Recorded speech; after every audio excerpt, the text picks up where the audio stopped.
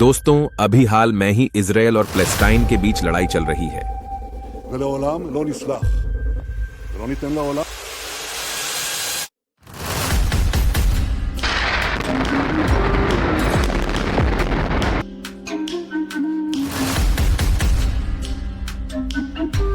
लेकिन क्या आपको पता है कि यह लड़ाई अभी की नहीं कई हजारों सालों की है? तो बात यह है कि एक चर्च है जहां क्रिश्चियंस मानते हैं कि जीसस क्राइस्ट को क्रूसिफाइड किया गया था, और यह जगह दुनिया भर के क्रिश्चियंस के लिए सबसे होली लैंड है। एक मस्जिद है जो मक्का और मदीना के बाद मुस्लिम्स के लिए तीसरी सबसे होली लैंड है। यहीं से ही नबी हजरत मोहम्मद जन्नत गए। और एक दीवार है जो जूस लोगों की सबसे होली लैंड होने के साथ साथ वो मानते हैं कि दुनिया की शुरुआत यहीं से ही हुई थी। ये सारी रिलीजियस चीजें एक ही जगह पर है, जिस शहर का नाम है जेरूसलम। अब इसकी वजह से मुस्लिम्स, जूस और क्रिश्चियंस तीनों रिलीजन वालों की हजारों सालों से लड़ाई चलती रहती है।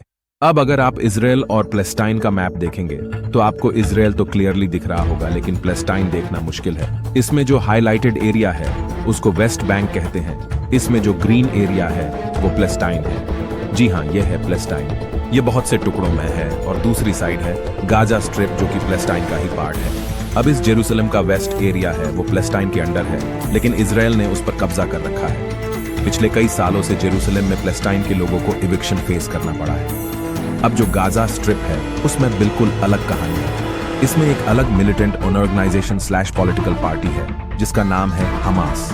अब जो लड़ाई है वो गाजा और इजराइल के बीच होती है वेस्ट बैंक का। इससे कोई लेना देना नहीं है।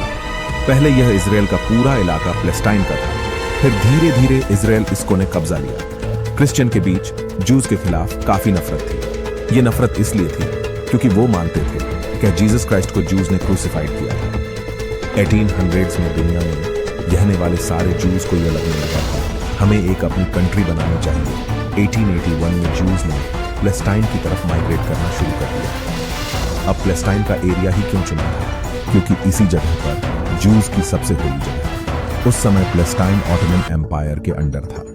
अब साल 1915 में वर्ल्ड वॉर 1 चल रही थी। ब्रिटिश, फ्रेंच और अरब रिवॉल्यूशनर ऑटोमन एम्पायर के खिलाफ लड़ रहे थे। ब्रिटिश यहाँ पर अरब रिवॉल्यूशनर को ये कहते हैं कि तुम हमारा साथ दो, हम तुम्हें पैलेस्टाइन का एरिया दे देंगे। उस समय पैलेस्टाइन में जूस लोग आकर रहने लगे थे। अरब्स लोग चाहते थे कि वो एक यूनाइटेड अरब कंट्री बना सके जो सीरिया से येमन तक होगी। फिर वो जूस से भी यही कहते हैं कि हम तुम्हारी जूस कंट्री बना देंगे। लेकिन ब्रिटिश ने फ्रेंच के साथ अलग ही एग्रीमेंट कर लिया था, और वर्ल्ड वॉर के बाद फ्रांस और ब्रिटेन ने ऑटोमन एम्पायर का एरिया आधा आधा बांट लिया और पैलेस्टाइन का रीजन ब्रिटिश के अंडर आ गया। 8 जुलाई 1948 में पैलेस्टाइन को आजादी मिली और यूनाइटेड नेशंस ने इजराइल और पैलेस्टाइन को 2 अलग देश बनाए। और जेरूसलम दोनों कंट्री में से किसी के कंट्रोल में नहीं आता और इंटरनेशनल कंट्रोल में रहता है। लेकिन बाकी पड़ोसी अरब कंट्रीज इससे बिल्कुल खुश नहीं थे। उन्हें लगता है कि यह ब्रिटिशों का कॉलोनियलिज्म बनाए रखने का तरीका है और वो इजराइल के खिलाफ जंग छेड़ देते हैं। इसमें 5 से ज्यादा देश इजराइल को खत्म करने के लिए लड़ रहे थे, लेकिन शॉकिंगली इजराइल ये जंग जीत जाता है। 1949 में जब वॉर खत्म हुई तो यूनाइटेड नेशंस के प्लान के हिसाब से जो एरिया पैलेस्टाइन के होने थे उस पर इजराइल कब्जा कर लेता है। उसकी वजह से 7 लाख से ज्यादा पैलेस्टाइन के लोगों को अपने घर छोड़कर अरब्स कंट्रीज के रिफ्यूजेस बनना पड़ता है। पैलेस्टाइन के लोग अपना देश वापस लेना चाहते थे, इसलिए 1964 में पैलेस्टाइन लिबरेशन ऑर्गेनाइजेशन का फॉर्मेशन होता है। शुरुआत में यह लोग आर्म्ड फोर्स से कोशिश करते हैं, यानी लड़ाई करके वापस लेते हैं। 1967 में सेकेंड अरब इजरायली वॉर होती है और इसे भी इसराइल जीत जाता है। अब इजराइल पैलेस्टाइन के पूरे गाजा और वेस्ट बैंक और इजिप्ट का पेनिनसुला पर भी कब्जा कर लेता है। 1967 के बाद इजराइल के लोग पैलेस्टाइन के इलाके वेस्ट बैंक पर रहने लगते हैं और उस जगह पर सेटलमेंट्स करने लगते हैं। इंटरनेशनल कम्युनिटीज इन सेटलमेंट्स को इलीगल मानते हैं क्योंकि यह पैलेस्टाइन का एरिया है और यह यूनाइटेड नेशन के प्लान के खिलाफ है। 1992 में इजराइल में एक नए प्राइम मिनिस्टर बनते हैं और वो पैलेस्टाइन को उनकी जगह वापसी दे देते हैं और इजराइल और पैलेस्टाइन का बंटवारा करते हैं। लेकिन उस समय तक इजरायली लोग वेस्ट बैंक पर परमानेंट रहने लगते हैं, तो पैलेस्टाइन के लोग थोड़ी थोड़ी जगह टुकड़ों में रहने लगते हैं। ये 3 एरिया में डिवाइड होकर रहते हैं। एरिया ए, जहां पर पैलेस्टाइन की सरकार का कंट्रोल रहेगा। एरिया बी जहां पर इजराइल और पैलेस्टाइन दोनों की सरकार का कंट्रोल रहेगा, और एरिया सी जहां पर इजरायली सरकार का कंट्रोल रहेगा।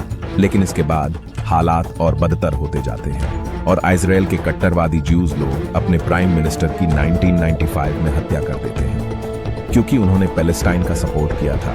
एक ज्यूज कट्टरवादी ने उनको 3 गोली मारकर उनकी हत्या कर दी। ये सब चाहते थे कि थोड़ा सा एरिया पैलेस्टाइन को दे दिया जाए। इसी से कुछ सालों पहले साल 1987 में हमास बनता है और हमास और इजराइल आज तक लड़ रहे हैं। वीडियो इंफॉर्मेटिव लगी हो तो दी फ्यूजन ब्लास्टर चैनल को सब्सक्राइब करें और इस वीडियो को लाइक भी करें।